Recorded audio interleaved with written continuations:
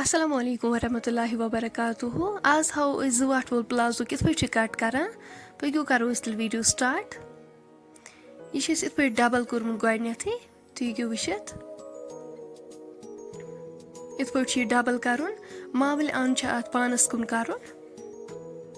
Same ithai pait. Am pachas wishin measurement.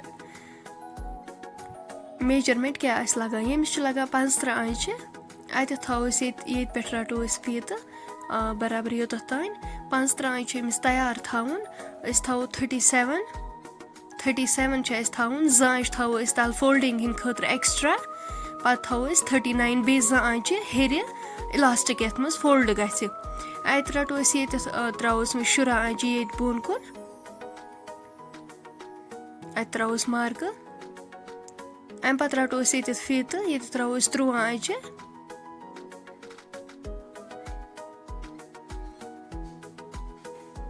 Yet throw is through anche, yet throw is with feet, yet throw is through anche.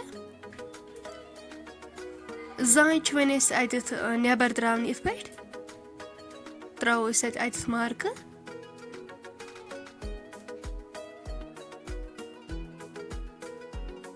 You must mark a dream and caro smith with straight line throw is man.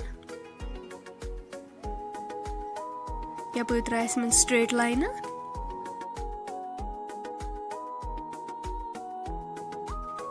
It was should take it for Caro is in giant.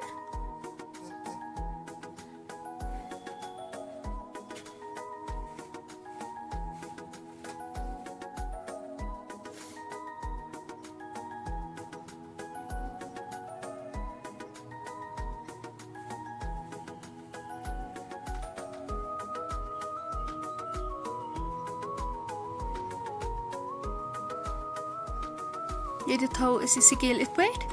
Yapar cha is at pat mark traun.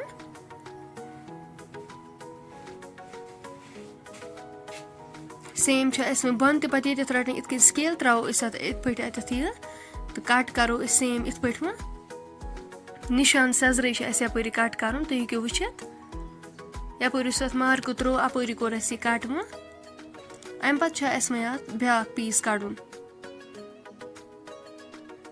Isi baaki kaprahan ahtisha same ye mavil an panas kun karun to you wichet you say who piece tim piece cut kar tom piece traw kis earth pet ma yim trace earth pet piece